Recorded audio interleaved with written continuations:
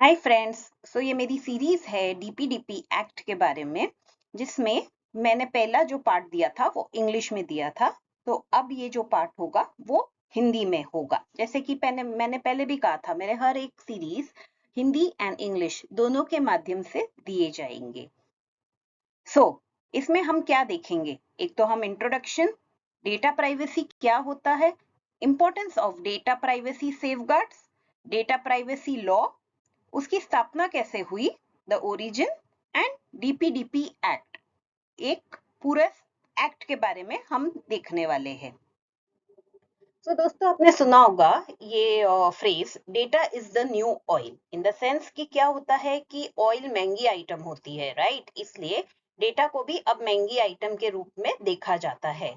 पहले क्या होता था कि डेटा को एक संपत्ति के रूप में नहीं देखा जाता था। डेटा आता था, हम उसका इस्तेमाल करते थे, बट उसके प्रोटेक्शन के बारे में कुछ नहीं, हम कुछ भी मेजर्स नहीं लेते थे।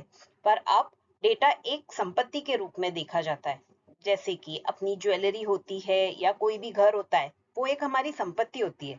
वैसे ही डेटा भी अब एक संपत्ति के रूप में देखा जाता है। एंड इसका इस्तेमाल काफी चीजों के लिए किया जाता है।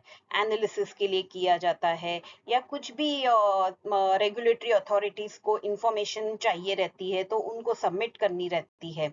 यहाँ पे ये कॉन्सेप्ट आता है, इसलिए फिर डेटा प्राइवेसी का। एंड वहां से हमारा कॉन्सेप्ट आता है डेटा प्रोटेक्शन लॉ का।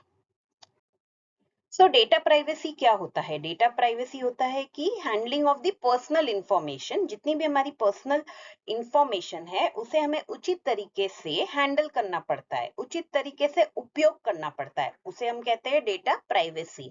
इसे पर्सनली आइडेंटिफाइबल इंफॉर्मेशन के नाम से भी जाना जाता है। एंड इसमें क्या क्या इंक्लूड होता है? इसमें हमारे हेल्थ रिकॉर्ड्स इंक्लूड होते हैं, हमारी मेडिकल इंफॉर्मेशन, या हमारे फाइनेंस इंफॉर्मेशन, हमारी बैंक अकाउंट डिटेल्स, हमारे क्रेडिट कार्ड नंबर्स, हमारे डेबिट कार्ड नंबर्स। फिर इसमें कंपनी के भी इंफॉर्मेशन होते हैं, जैसे कि उनकी फाइनेंशियल इंफॉर्मेशन, उनकी डायरेक्टर्स की इंफॉर्मेशन, सैलरी इंफॉर्मेशन एम्प्लॉइज की, etcetera. Importance of data privacy safeguards. क्या महत्व रहता है डेटा प्राइवेसी सेफगार्ड्स का? ये हमारे पर्सनल इंफॉर्मेशन को प्रोटेक्ट करता है, ताकि ये गलत हाथों में ना पड़ जाए, या फिर है ना गलत इस्तेमाल ना हो जाए उसका। एक ट्रस्ट और कॉन्फिडेंस आता है कस्टमर्स में। इन द सेंस कि आज एक कंपनी है, अगर उनके पास प्रॉपर डेटा प्राइवेसी सेफगार्ड्स है या मेजर्स है इंफॉर्मेशन प्रोटेक्ट करने को, तो जाहिर है कस्टमर्स उसी जगह पे जाएंगे, उसी कंपनी में डेटा देंगे, राइट? फिर कॉम्पिटिटिव एडवांटेज रहता है, इन द सेंस कि वैसे ही एग्जांपल में कि एक कंपनी है जहां पे बहुत अच्छे डेटा प्राइवेसी सेफगार्ड्स है, तो जाहिर है उनको और बिजनेस मिलेगा, वो कस्टमर्स उन्हीं के पास आएंगे, उन्हीं के डेटा देंगे। रेगुलेटरी कॉम्प्लायंस में भी काम आता है, बिकॉज अगर मैं नियमों का पालन नहीं करूं तो क्या होगा कि मुझे फाइन्स एंड पेनल्टीज का भुगतान करना पड़ेगा। क्रॉस बॉर्डर डेटा फ्लोज को भी प्रमोट करता है, इन द सेंस कि आज एक कंट्री अपना डेटा इधर भेजने, दूसरी कंट्री में भेजने के लिए हिचकिचाएगी अगर कुछ प्रॉपर डेटा प्राइवेसी सेफगार्ड्स नहीं हुए तो। पर जिस कंट्री में गुड डेटा प्राइवेसी सेफगार्ड्स है, नियम है, तो जाहिर है दूसरी कंट्री भी डेटा भेजने में नहीं हिचकिचाएगी। What is data privacy law? Data privacy law क्या होता है?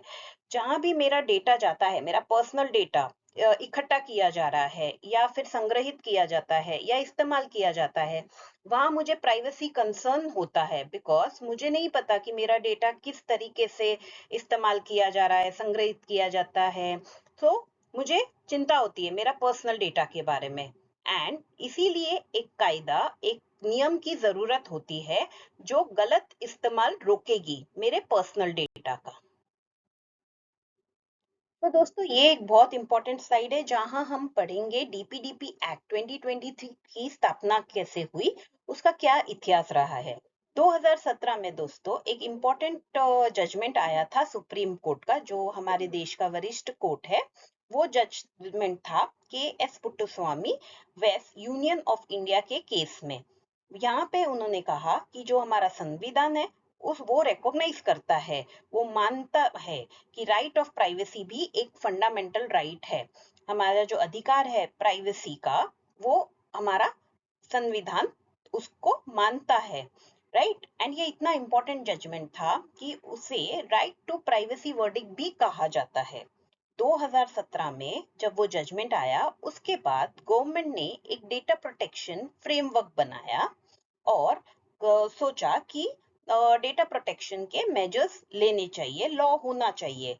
तो उन्होंने एक कमिटी की स्थापना करी, जो BN श्री कृष्णा कमिटी भी उसे कहा जाता है। और वो कमिटी को कहा कि आप ये फ्रेमवर्क के ऊपर अपने टिप्पणी, अपने विचार दीजिए।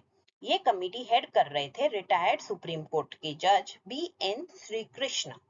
2018 में, एक साल बाद, इस कमेटी ने अपनी राय दी, जो फ्रेमवर्क गवर्नमेंट ने उनको सबमिट किया था।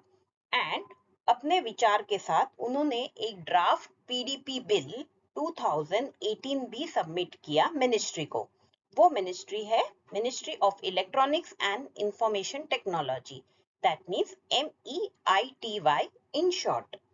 2019 में मिनिस्ट्री ने उसमें काफी बदलाव किए एंड PDP बिल 2019 को उन्होंने लोकसभा में पेश किया।